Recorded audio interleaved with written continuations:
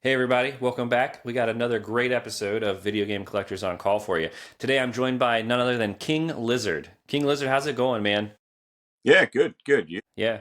You good, good, good. Can I call you King Lizard? What do you prefer to go by?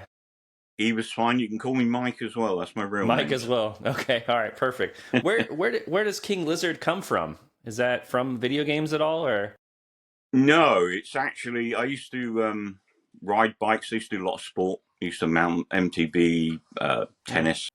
I used to okay. stick my tongue out a lot when I was serving and stuff. Okay. They used to call me Lizard, and then they just to emphasise it, they added the King at some point, and Do you, it kind of yeah. stuck with me over the years. Do you ever stick your tongue out when you're playing video games? Like just really getting into it? Not knowingly. Not knowingly? Okay, all right. Very good. When did you start your love for gaming? Like what's your first memory of video games? For me, that was 1978.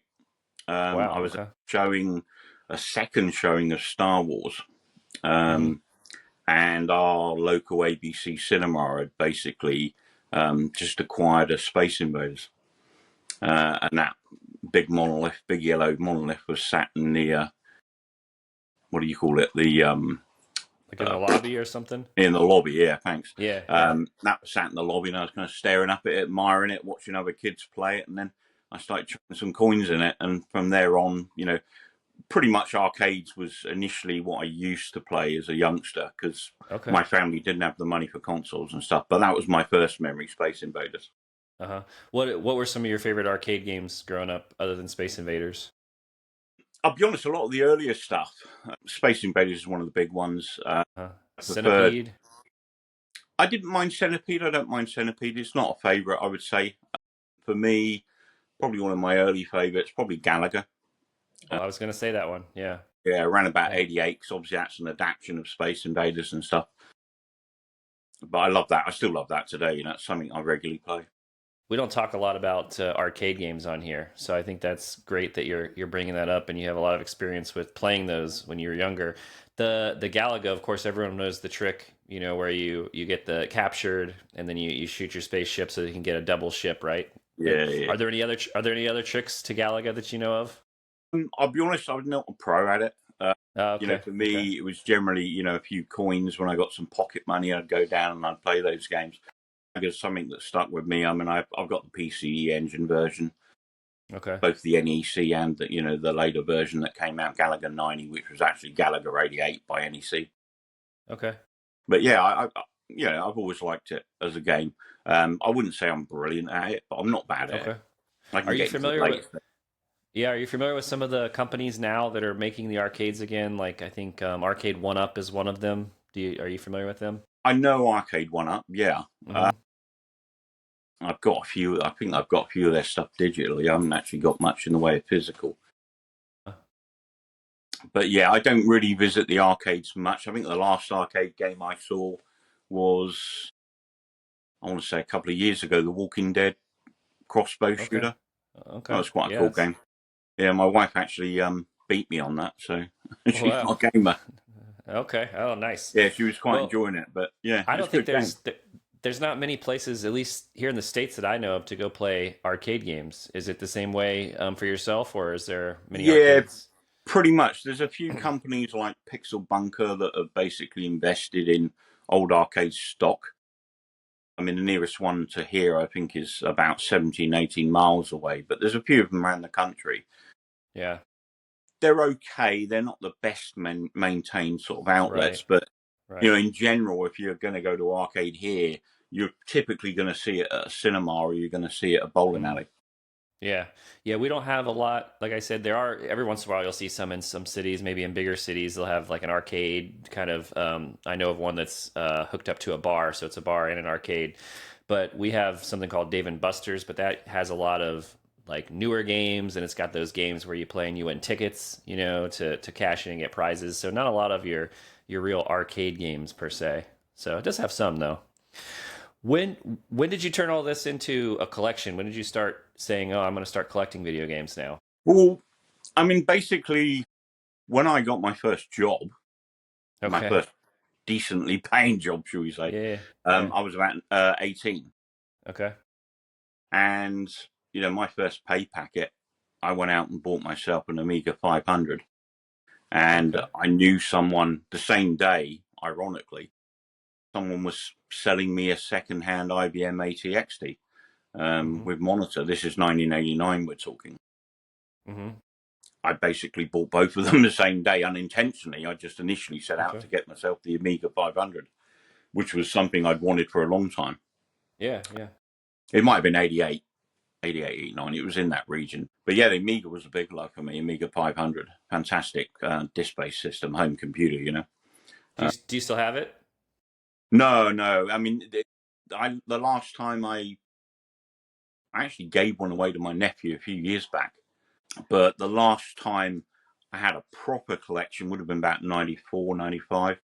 That's when I kind of said goodbye to the Amiga hardware. These days, it's actually quite expensive to maintain, and also they do tend to fail quite a bit. Mm. Mm-hmm. And it's not cheap to get that stuff repaired. You know, you can do some of that yourself these days.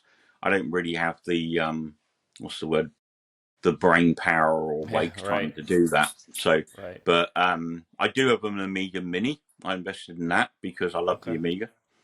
So Um, tell me more about the Amiga because I'm not familiar with it myself. So the games, like, what kind of things are you playing? What does it look like? Are they cartridges, discs? no, Amiga was a home computer system, so it was a Okay. built-in keyboard. Okay. I don't have my Mini next to me actually, otherwise I could have grabbed it. But That's okay. it's it's a disk-based system, so you have a disk on the side, an expansion port underneath. You could add memory to it to make it Mm-hmm. a megabyte or larger. Initially, I Mm-hmm. think the 500 went up to 2 megabytes. You could also add floppy disk systems. You could chain them because some of the games, like these days, can be quite big. Obviously, Yeah. back then we're talking megabytes, but Yeah. Yeah. They were they small then, but big for the time. Yeah. you could Yeah. load in your free discs if you had a free disc game, and it would read them all sequentially from each other through the daisy chain. Okay. Using a parallel port. But also, you could add a hard drive, massive hard drive, 20 meg hard drive, Okay. to load your Yeah. games up That's on. yeah. Yeah. I mean, back in the day, I actually had, I think it was 100 or 200 meg one I had. I went Wow. full You out went all because out. Yeah. because I wanted the accessibility of games and stuff and things like, I'm trying to think, what was it called? Oh, I forget the game's name. It's a LucasArts game. It was a kind of a Mm-hmm. Pacific War shooter, Okay. but it was based on, it's kind of a flight sim, but it was also very arcadey. I think it was 1941 Battlehawks. That was it. Okay. 1941 Battlehawks. That ran really well from a hard drive. Interesting. And it was a fantastic little dogfight, a really, really good Yeah. dogfight. So that's Yeah. my dog going crazy out, and my wife's Speaking of supporting. dogfights, huh? Yeah. Yeah, exactly. You must have heard the dog. Um, Yeah. but yeah, that was a really good game. There were lots of other games. I mean, for me, the Amiga, I had a huge collection. I went up to Okay. 200 plus games, Okay. real Wow. box games. One of my favorites was probably Batman the movie, which also made it Oh. to the NES and the Yep. SNES, Yeah. as well as lots of other major platforms. I've even got PC version of that game. It's very different though. Well, Um, Batman's on every. I feel like every console that's existed, it yeah, has Batman. I mean that 89 movie made it across multiple platforms, and all of them were Yeah. actually pretty good versions of the game. Right. Right. The Amiga one's my favorite, and it's Okay. a game I've completed many times. Okay. And I still think today that's one of the best used movie licenses in video gaming. Yeah. They did such a cool job with it. It's initially a platformer, then it went on to like a puzzle section where you had to work out this Hmm. potion.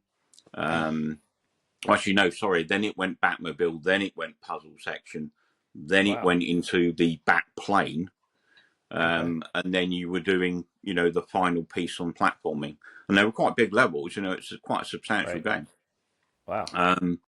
Probably my favourite game though from the Amiga era is a game called Lords of the Rising Sun, which did actually make its way to PC Engine on CD. Mm-hmm. Which is a game I picked up last year because I've always wanted to play that. I just haven't got to it yet. And also Philips CDI. So back Mm-hmm. in Yep. back in dark ages, Uh-huh. you could use your CD player to Right. to play video games. Your visual CD player. Yeah. Um, That's but awesome. that that is basically a real-time strategy game with arcade elements in it. So you'd kind of have an open map of Japan, and your army would be roaming around Japan, and you'd cross these other armies, and you could choose to try and join forces, Wow. or you could attack them. Uh-huh. If you won the battle, then you got to run them down on horseback until you got to the Okay. general, kind of hack and slash them as you go, using the Interesting. mouse. Yeah, that's And interesting. you had these other elements where those armies would be roaming around, and all of a sudden, your castle would get attacked or your citadel would get Mm. attacked. And then Mm-hmm. you'd go into a kind of defense view where you had this kind of slit in the wall, Mm-hmm. like you would in medieval times, and you're Mm-hmm. firing arrows out Yeah. at advancing forces. And it's actually really well done. It's actually a Huh. fantastic little game. That sounds And awesome. there are Yeah. lots of elements to it as well. You could even send out assassins to kill other generals Yeah. to try and become the head of the emperor of Japan, if you like. But if you Yeah. got caught That's doing awesome. that, you had to commit seppuku. You had to kill yourself. That was kind of Right. the end of the game. It went wrong. But they'd also send ninjas to you, and if you Right. survived those ninja attacks as they're throwing stars at you with a sword, Right. you could then, they would then have to commit seppuku themselves. So it was another way of getting rid of an army if you were good enough to deflect them. That's not no. I wasn't expecting a game like that on such a older Yeah, I system, but mean, that's awesome. that was made by Cinemaware, who were an Uh huh. excellent developer for the Amiga. They made Wings, which is a Okay. fantastic flight sim, Okay. arcade stroke flight sim game, a World War One based Okay. army game, and they also made It Came from the Desert. And quite a few people might remember that. That's a fantastic game, Yeah. story based game based on Okay. the 1954 Them sci-fi movie, and movies of that style around the 50s. Okay. Wow. No, that's awesome. I want to touch a little bit on your collection and as a whole, what is it that you collect? Because we're talking about the Amiga, which, from the late 70s, early 80s, and then now we're here. I see some, I think, PS2 games behind you, maybe some PS4, it looks like. So what Yeah, is it that what do you collect? Everything? I collect quite a bit. Yeah, I don't do everything. I'll be honest. Kind of I've got a few Amiga pieces, just boxed games Mm-hmm. that are from my original collection, Mm-hmm. um, but not many. Mm-hmm. And I don't have any intention of getting an original Amiga back because of the cost and stuff. Mm-hmm. But predominantly my collection started with the Xbox 360.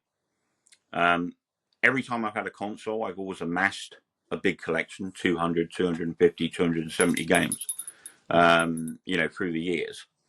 And it kind of, over here, there was this culture where you would trade up. And because you're always busy with work, it didn't make any sense to have more than one console because you just didn't get the time to play it. I mean, there were instances where I did have more than one console. The Yeah. Amiga in '89 I still had that until the mid '90s. But I had a Mega Drive and a SNES at that point as well. But that was probably one of the very few examples in my gaming history where I had multiples. But when I got to the Xbox 360 era, I kind of stopped and thought, well, every time I'm trading in all my games, I'm trading in all my consoles, and I'm getting nothing back. You literally get Yeah. zilch. It's very, yeah. You maybe can afford to buy the console and 3 or 4 games. Yeah. And with the 360, I amassed my biggest collection to date. I got up to 480 games by the end of the Wow. era. Okay. And I looked at it and I thought, I'm not doing it this time. That the buck stops here, kind of thing. And there were still a lot of games that I wanted to play that I just didn't get to. Mm-hmm. And I do still, revisit the 360 and stuff. But I kind of got to the point where I'd rather just give them away rather than trade them in. Do you know what I mean? And just lose loads of Yeah. money rather than give them to someone that Yeah. would enjoy them. Yeah. So I thought, well, actually, I'm going to keep them. There you go. And that was around about. I mean, that was at the launch, just before the launch of Xbox One. Okay. Now, during kind of the beginning of Xbox One, I did actually trade in what I would call coasters. Games Okay. like, Yeah. Battlefields and Destiny, games that clearly just aren't going to work in the future when there's no Battlefield is server. a coaster to you? Wow. There might be Well, some no, I people who mean, disagree with that. no, I love the game. Don't get me wrong. Oh, I still okay. play Okay. them, but Okay. when I say a coaster game, I mean a game where the server goes, that's it. You've got to Oh, forget. yeah. Gotcha. And I Gotcha. thought, well, Okay. I've got these games digitally. I've been Hmm. given a whole bunch of them by Xbox through Games with Gold, Yeah. Yep. and Yep. I actually got done over, if you like, because what happened somewhere between Xbox One, Xbox 360, it was a bit of a mess. Anyone that owned an Xbox 360 in the early days will know exactly what I'm talking about. Was that the console was where all your licenses lied. Now, if you had a lot of failures, which I did, I had 15 failures in 2 years Wow. on Xbox 360. Well, every time your console died, your licenses are stuck to that console. You had to transfer them, and it became a nightmare, a real Yeah. nightmare. Yeah. I actually even bought some stuff more than once, more than twice, Yeah. uh, You had to. because of the failures. Yeah. Yeah. Um, Thankfully, I think it was about 3 years in, they changed that and made the licensing tied to your gamer tag. Your account. Yeah. Yeah, which in my No, case that's is, good. King underscore Lizard, or King Space Lizard on 360. Yeah. And it was at that point where they did all that stuff. All these games that had been given to me all of a sudden disappeared off my account. So I traded in a bunch of 360 games that I didn't have anymore at that point because the digitals went away as well. Yeah. So it kind of left me in a bit of a hole because some of those games are actually a bit difficult to get hold of at the point that happened. Yeah. And I still haven't got some of them back now. But Th- um, that brings a good question to mind. You're talking about digital and things. So you've obviously started from the early days of gaming, and now we're here where we are now, where everything's sort of moving to be all digital. And I'm curious how you feel about that, getting away of physical media and just doing everything all digital. I hate it. Yeah, Absolutely hate it. And I think everyone yeah, else should too. hmm At the end of the day, you don't own this stuff. I mean, hmm obviously, you get I mean, let's be honest. You load a game up, it says accept to play the game. Do you want to do this? Well, guess what? If you don't do it, you can't play it. right, So you're going to do it, right? You haven't got a right, choice. Don't give me right, a choice. Just load the yeah, game. yeah. I I think it's ridiculous times, personally, that you pay, especially now, the amounts of money that's being commanded for games. You don't even own it. I think it's yeah, a big crying shame. In 20 years' time, you know, I mean, even now, actually, we're talking a game from 2014, Titanfall. Right? I love Titanfall. Fantastic game. I can't play that anymore. Server's gone. mm, yeah, That's what I and mean, just over 10 years ago. yeah. Um, and that's what's going to happen with the majority of the titles that are coming out for Xbox One.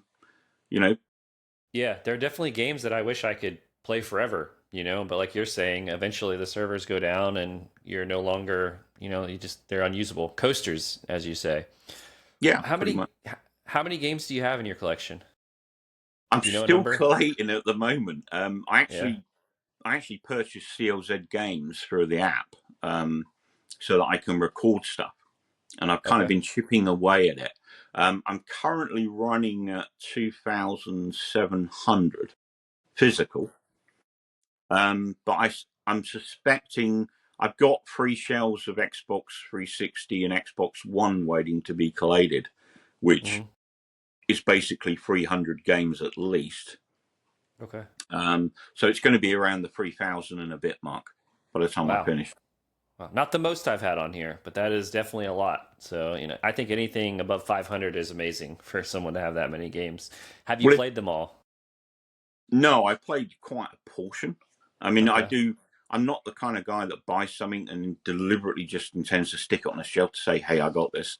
It's not Right. me. Right. Everything I buy, I intend to play. Yeah. Yeah. Yeah. I mean, there is a Good. reality to what I can play, of course. But I think I'm going to know your answer to this question then, based on the discussion we've had. But how do you feel about graded games or people who go out and get games graded? I don't like that practice at all.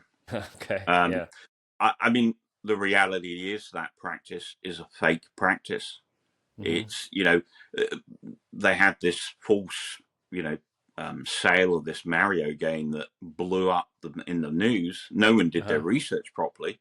And it's basically the same guys that hyped the coin industry, back in the 80s that did this to video games. Yeah. And now, unfortunately, it's done a lot of damage because the minute people see something's worth money, it becomes a very difficult thing to get hold of. Well, because people who don't even play video games want it, right? And so perfect. And that's exactly my point. The amount of times that I've tried to buy a rare game, that in the right hands would have been properly looked after, and when I receive it, it looks like it's been, cleaned with a scouring pad, or it's been left in a garage, and very clearly left in a garage because there's mold on the manuals, or even in a, PlayStation 1 is a great example. If you leave that in a garage, in a, a non-room temperature environment, the case gets brittle. It'll just crack to pieces. And it discolors as well. There's so many games that I've seen that have been destroyed by this, this mess that these guys created. A lot of resellers out there, people who will pass games along and buy and then sell, buy and sell just to make a profit. So I think it's a crying shame. There's been a lot of stuff that's been destroyed through lack of attention to detail. And it's like, a lot of these guys need to buy a dictionary. If it says immaculate, it's supposed to be perfect, right? Yeah. You would not believe the amount of things that I bought that are supposed to be immaculate that I sent back because I wouldn't have even taken them for free from a charity shop. Wow. It's it really is sad time, I think. Yeah. Well, hopefully, I think it's contributing to the high prices we see in a lot of games, and hopefully that gets better soon. Because I think that it should be, if someone wants to play Kuon, for example, on PS2 here in the US, that's like a $900 game is what it's going for. And I think if someone who can't afford that game wants to play it, there should be a way. And I know there's emulation and things like that, but they should still be able to own that game and play it. I personally want that game, but I'm not going to pay $900 for it. So I bought Japanese and it cost me £90. I don't speak Japanese though. No, nor do I, and that's the problem. I'm going to look at it, but I'm not going to know what the hell's going to go on. What I am going to do is run one of these guys' YouTube videos so that as I'm playing it, I can watch a bit and do it that way, and kind of work out what's going on that way. But like you're right, it's pushed a game that was otherwise what's the word? An obscurity that no one knew about, into the spotlight, into a ridiculous price range. Yeah, absolutely. And it's another sad example of what's happened. And unfortunately, what it does is actually encourage piracy, because obviously a lot of these games it doesn't really matter because they're so old anyway. But it encourages people to go out and get emulation because there's no way a lot of people can afford these games now. That's true. That is another good point. Yeah. What do you feel about reproductions? So there's also people are putting out, for example, a lot of cartridges where they're not the original cartridge, the board's not original, but it's the same game and everything looks very similar. How do you feel about that? That doesn't bother me as much. Yeah. And the reason for that is because it's a way for someone to own something physical that they can, something that's tangible to them that they can play and enjoy. And some of those, reproductions look better than the originals. They actually do some really good jobs. Yeah. And there's a guy on Instagram, a Knights Repro, I think he was. I bought a bunch of stuff from him. And it's really, really professionally done. It's really nicely done. I would rather have the real thing. Yeah. But the reality is, like you said, it's too expensive. So I think that's not a problem as long as they're being marketed as reproductions. I think sometimes, and I've said this before on the podcast, that sometimes people will try to sell it as real, and maybe they don't even know that it's a reproduction and they sell it as real. But maybe if there's more knowledge and awareness and things of that, it will. I think it won't be as big as a problem. Agreed. As long as it's communicated, then it's fine. But unfortunately, as we know, there are unscrupulous people out there which will try and sell it as the real thing as well. Yeah. So you have some stuff to show off, I think. A couple games from your collection. Do you want to show a couple of Yeah, those? I Yeah, grabbed a few things. I didn't know what you yeah. wanted to see. I mean, one of We my love all-time seeing favorite. we love seeing rare stuff, stuff I've never seen. All that Oh, kind of stuff. rare stuff. Yeah, yeah, I can show you some stuff that's rare-ish. yeah, I yeah. grabbed a bunch of favorites, and I mean, one of my. Favorites I are mean, good too. Yeah. I was a big SNES guy. I mean, for you guys, this will might be new to some of you. Um, Okay. Super Probotector's Alien Rebels, Is that a PAL? which I've not heard of that. Is that a PAL exclusive?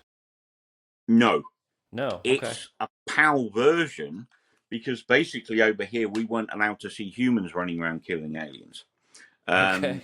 Um, crazy as it sounds. But Um, robots killing robots is fine. That's yeah, right. robots going around killing organic things is perfectly fine.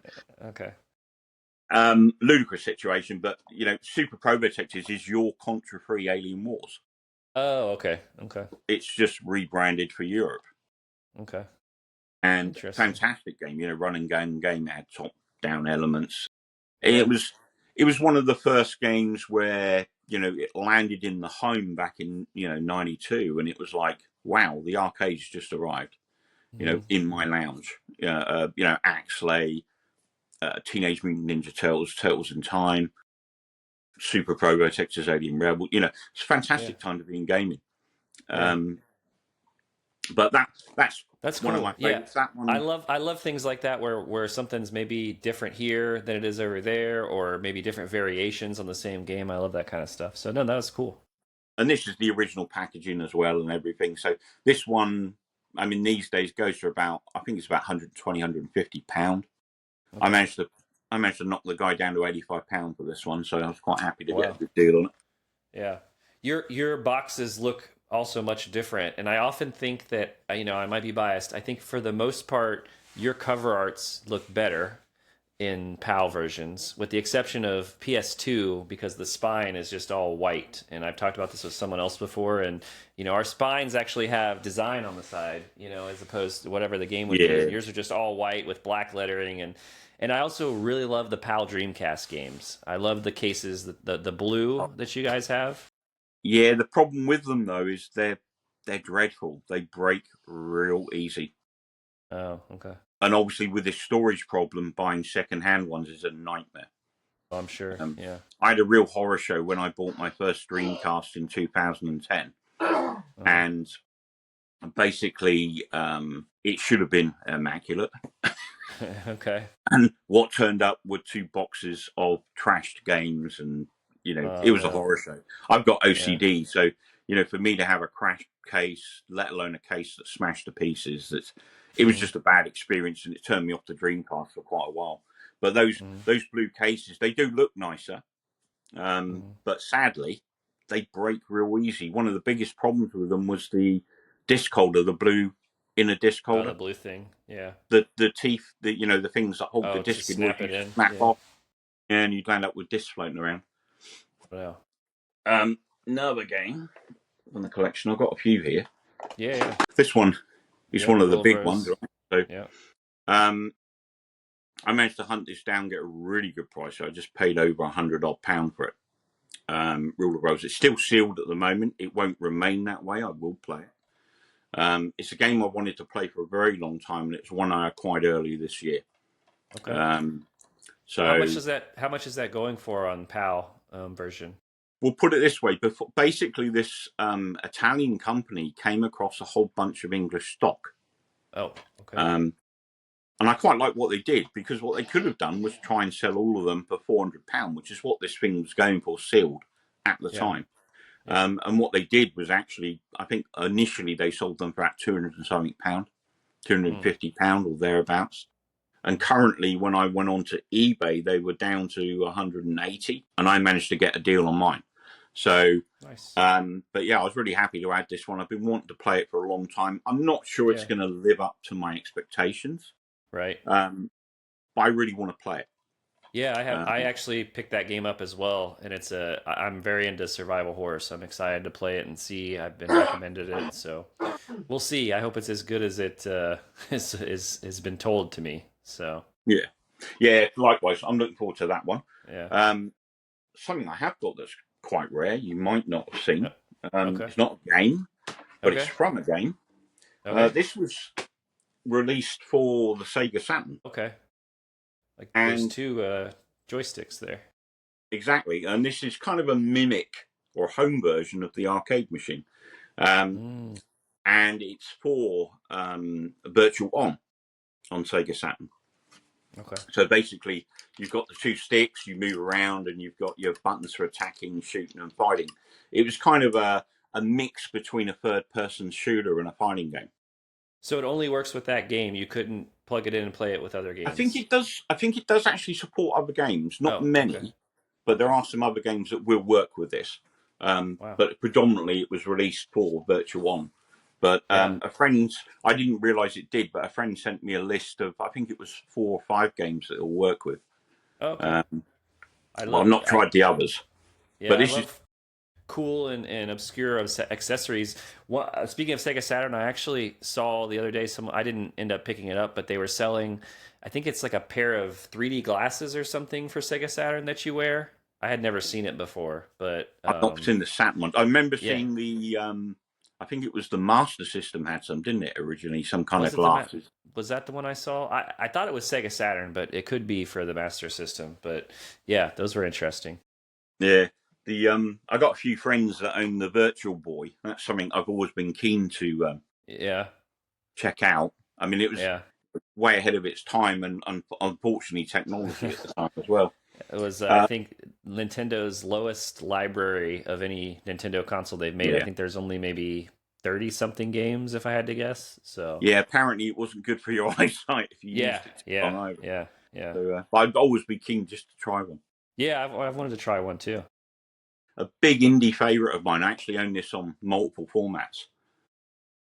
Xeno Crisis. Okay. Don't know if you played this. I have not, no. It's basically a top-down shooter, Okay, arcade style, kind of 16-bit. cool. Fantastic game. It was made in, I think it was first released in 2017 by Bitmap Bureau, these guys in the corner. Okay, And it was released for Dreamcast. And I think they even did a Mega Drive version at that time, which okay. was the one I was originally trying to get hold of. Thankfully, they did a re-release. And if you did the max backing, which I did, because I really wanted to see a SNES version come out, they put your name in the game. So I'm actually one of the hostages in the game in here. Really? Does it say Mike or does it say Kinglizzard? So it's Kinglizzard. Oh, okay, wow. So this is actually the I think this one's the N64 version I've got. It's not the SNES version. The SNES version is the one that's got my name in it. Oh, okay, okay. That's But awesome. yeah, the N64 ones, and that's something that I just invested in Yeah, last year for wow. the analog N64 3D, the modern Okay. version. Yeah, yeah. I never had an Wow. N64, but I did borrow friends. Hmm. I'm not going to go crazy on N64, but Yeah. I've got a few games that I'm going to pick Wow. up. I didn't know I was in the presence of a celebrity. You didn't tell me that. So, I mean, you're in a video game. So, About 2 seconds yeah. maybe. Yeah. Another game I picked up tail end of last year, Project Zero 3, I've which not you heard will of know that. as Fatal Frame 3. Oh, it's Fatal Frame. Yeah. Okay. Yeah. Gotcha. Yeah. Yeah. Okay. So this is another big hitter. This typically sells for about £150. Now, you might not know the answer to this, but why is it that games like this have different names in the PAL version versus you? Why are the names different? But essentially, it's the same game, right? Yeah, I think they just. I mean, for me, I like Fatal Frame because Fatal Frame makes more sense Yeah. because it's Yeah. a camera obscura type, survival Exactly. horror. Yeah. It makes more sense. Project Zero, I'm guessing there's something relevant in the first game to Project Zero. I've not actually played much of the first game, Yeah. but I don't remember. I played it recently, and I'm trying to think if Project Zero was. I honestly can't remember. I don't think there was, honestly. I know that a lot of issues with naming and stuff. So Biohazard is a good example of this. So when hmm, Biohazard came to the States, it was going to be called Biohazard, but there was a band, like a punk band or something that's in New York, and their name was Biohazard. So they had issues getting the rights to the name, so they switched it. So I have a feeling, and I'm not sure if a lot of the issues is maybe things like that. So maybe in the States there's Project Zero is something, or Fatal Frame in Europe might be the name of something, and they couldn't get the rights to that. So Okay. yeah, Um, but yeah, I'm not. I think it's really done for marketing. They just felt that that name right, would do better. right, I right. actually think Fatal Frame would have done better personally, Yeah, yeah, but yeah, Project Zero, the Tormented Free. That's one that I picked up quite recently, and I've got the first three now. okay, I also got Blackwater last year, but they're games I just haven't had time to get to because of my yeah. sleep disorder. I find these games quite slow going, Ah, so they are a I little, need a yeah, good, they are a little slow. Yeah, yeah, I need good time to kind of get into them. yeah, Um, Another game I don't ever see shared, um, yeah. Infusia. Okay, This is basically a driving sim on PS2. okay. Um, Does this have a title in the U.S. that's named something different, or? no, Oh, I think it's also called Infusia over there as well. I might okay. be wrong, but I've Yeah, never I've not heard of seen it. It just I've never reminds me of seen maybe it. like a Project Gotham Racing or something is what it kind of looks like, or Gran Yeah, I Turismo. mean it's But more kind of your GTA type deal, Um, uh, lots of different cars. It was actually quite a technical game for the time, and it's one you don't see very often. It's actually a good racer. It's worth checking out. okay, Generally, it's quite cheap still as well. It's about £15, so not a bad game. It's just one you don't see very often. but yeah, I do collect. I'm big into fighting games. I do a okay, hashtag Fighting Game Friday. I've been doing that for quite a few years on IG. I yeah, collect Storm collectibles, so lots of fighting game figures. okay. This is one of my new What's pickups. what's your Uh, favorite fighting game or fighting game series? I guess the big ones. We've got Dead or Alive, Tekken. We've got Mortal Kombat. We've got all of the. I like the majority, to be honest. And for me, it's quite a close call between many games. But my joint favourite fighting games are Ultra Street Fighter 4, which is from the seventh generation. And I also love now Tekken 8 has become my favourite Tekken. Okay, I regularly play that at the moment, and I think it's a fantastic game. okay, Um, but I love Mortal Kombat as well. I love Killer Instinct. I, I, yeah, I play most of them. okay. Very cool. Um, Very cool. one of the So a lot ones to I'm choose from. trying to pick up is Power Instinct Match Melee, but that goes for serious money. So Okay. I'm hoping to get lucky with one of those. Not familiar with that one, but yeah, best of luck. I got some other figures. So this is my Leon. favorite game of all time is Resident Evil 4. Um, Oh, wow. We'll have to talk about that for a second. So, yeah, so I don't know if you've seen any of my episodes, but we do have an episode that I'll play that's all dedicated to Resident Evil. Myself and Resident Evil guy. I'm not sure if you follow him, but I know he's all him. Yeah, Resident Evil. good guy. Yeah, so we talk about Resident Evil, and he and I have a discussion. And so, curious for you. So you like Resident Evil 4. So that's your favorite one, right? How do you feel about 5, 6, 7, 8? I actually don't mind them. Okay. For me, five there was a lot of kind of upset people with five, which I I know it was different. It went more down the action route, obviously, than four Hmm. did. Um, but I really enjoyed five. I thought five was a Yeah. good game. I Okay. think yes, it lost a lot of its horror, Hmm. or the suspense side of things. It was more about action and short, sharp shocks. But I think it was a very well put together game. I enjoyed it. Um, Six, I actually played 2 years ago. Okay. Um, I originally played it in the era, but the person I was playing with kind of let me down and didn't come back and play. Yeah, so I Oh went no. back in co-op with a good friend, Yeah. Doctor Von Pink, and finished it off last year. And it's a huge game. There's Mm. you've got It four is. different groups of characters to play with. There's all the different angles from each of the characters' perspectives, and it's a Hmm. fantastic game. Hmm. It's not the best technical game. There are problems with it, like switching you all of a sudden to behind the characters to do a jump. You can't really see what's going on Yeah, and stuff yeah, like that. So some of it was a bit infuriating. And the guy I was playing with was getting a bit stressed out at times. yeah. I'm quite a chill player, so things don't really phase Don't me bother. much. I Yeah, just think, okay, I died that time. I'll go again next time. yeah. But you know, it, I liked it. I thought it was well done, personally. I don't What think about it's anywhere near as bad as people say. what about 7 and 8? 7, for me, was more Texas Chainsaw Massacre than it was Resident Evil. I've said that many times. I think the newer ones, 7 and even 8 as well, are not, in my opinion, Resident Evil games. They're good horror games, but to me they don't they just I think when 4 happened, and again, I'm not going to go too much into detail of this because there's another episode that will air, but 4 when 4 happened, there was a change in the paradigm and the whole idea of Resident Evil, and they made a shift. And some people stuck with that shift and said, "Oh, I love 4, 5, 6, 7, 8." And that's why I asked you how you felt about those since you like 4, because for me, I like 1, 2, 3, Code Veronica. Those are kind of my favorite games. The newer ones I don't like as much. So 2 I love. I'm a yeah, huge two fan. is my favorite one of all time. Yeah, Yeah, I love the original as well. I especially love what they did with the remake of 2. It was a lot more dynamic, a lot more playable.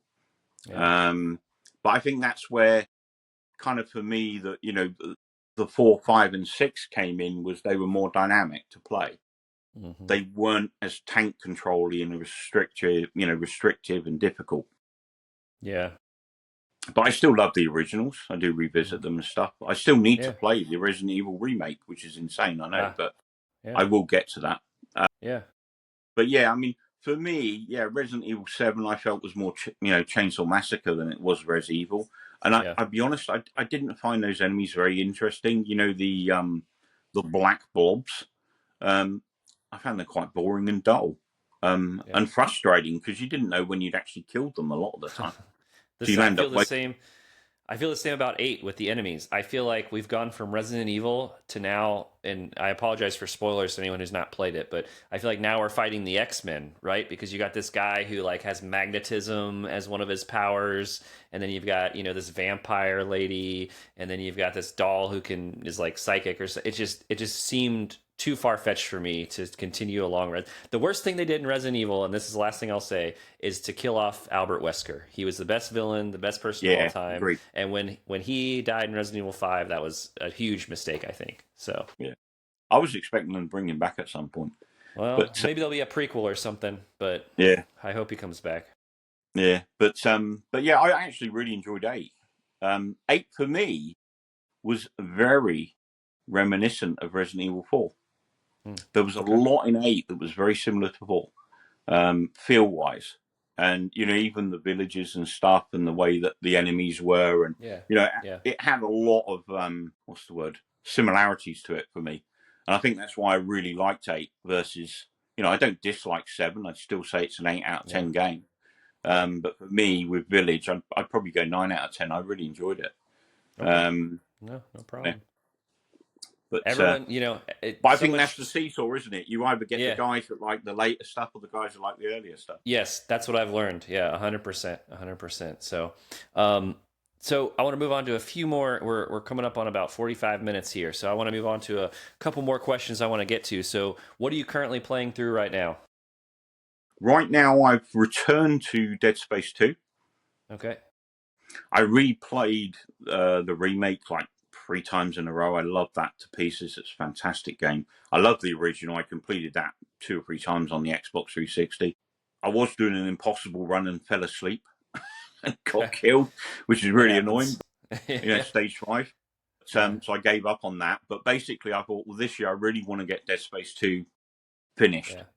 I Okay. got to chapter 5 originally, Yeah. and then kind of work took over, and I never got to finish it. So Yeah. I'm currently running at chapter 6, and Okay. I reckon I'll get it completed in maybe a week or so. Okay. Very good. Um, What's the most recent game that you've completed from beginning to end? I very almost completely 100% finished Attenborough. Okay. I'm not Um, familiar with that one. it's basically a British Fallout, and Oh, okay. it's got a lot of elements of science fiction from the 50s, like the Quatermass experiment and stuff, probably a bit before your time. Right. Um, Right. but it's very reminiscent of 50 sci-fi and 60 sci-fi. Okay. And there's also a ton of Easter eggs in there, British Easter eggs, Okay. to look out for and stuff. But it's actually a really well done game. It's kind of a Fallout light, if you like, or Fallout 3, Fallout 4 light, but with a British setting, and it's actually a really good game. What are you playing it on? What console? I'm playing it on Xbox Series X, X. Xbox. Okay, I gotcha. will I will actually invest in it physically on PlayStation when the price drops a bit, because Hmm. I'll play it again on there because I really enjoyed it. Gotcha. Um, Okay. for Okay. me, I'd say it was an 8 out of 5, 10. 8 out of 5, 8.5 out of 10. Great game. Okay. There's 6 Gotcha. endings. I've done 5 of them. I'm Oh struggling wow. to do the last one because I keep falling asleep. Oh Um, no, you'll get it. You'll get yeah, I'll it. get No there. I'll worries. get. No worries. What's your favorite console of all time? Oh God. You've spanned, we started at, the Amiga and we've gone all the way up to Xbox Series X. So you have a lot to choose from. So a lot of people I have on the show maybe started at Nintendo or even Atari and moved forward, but what's, greatest console of all time? Oh, it's really difficult, but I think I'd probably have to go with PlayStation 2, Okay. purely because the immense size of the catalog. 4,000 Yep. odd games, and Yep. Yep. Resident Evil 4's on there, which is my all-time favorite. Hmm. You even had Alpha Series Street Fighter games, which are fantastic. Yeah. Mortal Kombat, Deadly Alliance, another fantastic game I love. You can play Um, all the PS1 games on there as well, too. yeah, So, yeah. exactly. Yeah. But I was a huge SNES fan. For me, it's very difficult because I look back at PS1, love that with the bits, love the Amiga, love the SNES, and the Xbox 360 as well. Fantastic games. Yeah. What's the worst game you've ever played? So I have a trend. I like to ask people what the worst game they've ever played is because then I like to play it because I love playing horrible games. So You're playing horrible games. Oh, yeah. I wanna see how horrible they really are, and I've played some pretty bad ones. the worst game. That's a Yeah. tough one. Yeah. I think one of my weaknesses is I'm too nice to games Okay, that's because fair. I Is tolerate a lot of rubbish. is there a game that you just couldn't beat? Maybe. How about this? What about most difficult game? Is there a game that was like, yeah, the second Ninja Gaiden, okay, that that was brutal. I mean, I struggle with platformers, uh huh, but so many times in that game I progressed, and at the yeah, end, near the end of the game, there's not just platforms, but there's platforms with electric in the ceiling and stuff, and all round, mm, and you've mm, got to be precision. Your precision's got to be immaculate. And then yeah. I remember specifically getting through this section, like best part of kind of 15, 20 minutes of play, jumping on this platform, and then the platform just dropped on me. And I was like, And you're done. what?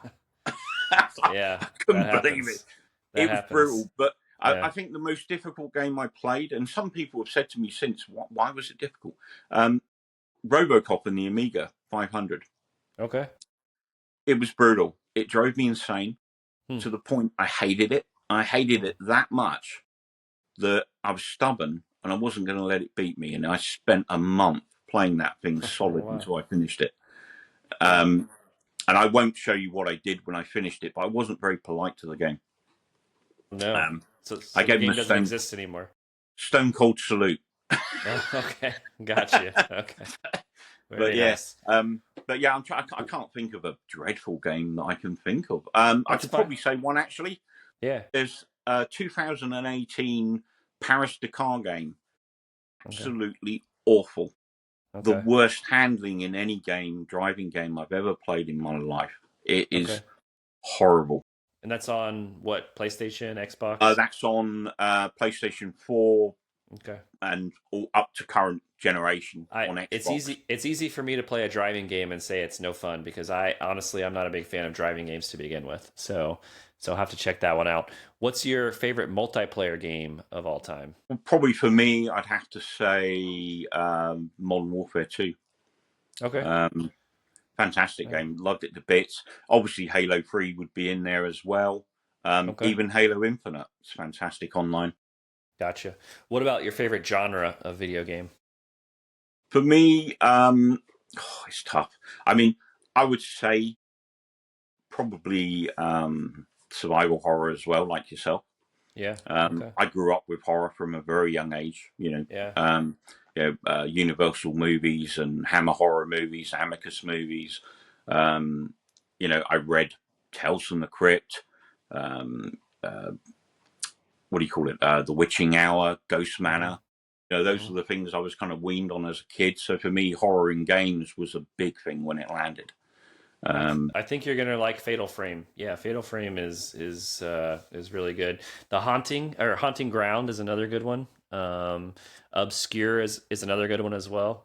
Um, yeah, I eh, picked up Haunting Ground last year. I haven't got to it okay, yet, but I okay. did pick up an English one. I got a really good deal on a sealed as well, another £100 Yeah. job. And of course, Um, the Silent Hill games are great as well. They'll be. I'm pretty sure they're coming out with a remake soon. They just had the remake of number two, I think. Was it? Silent Hill 2 remake. Yeah, I'm Yeah. actually currently, Yeah. I've been playing that since release, Okay. Okay. but I don't play PS5 as much. I've got it on Mm, PS5, but okay. I am enjoying it, and I'm about 7 hours in. I've gone past where I originally got to on PlayStation 2, but Okay. quite a haunting game, but Yeah. crazy soundtrack that just eats away at your psyche. Really like But it. yeah. But yeah. What kind of advice do you have for people who are getting into collecting? Do you have any sort of tips or tricks for them?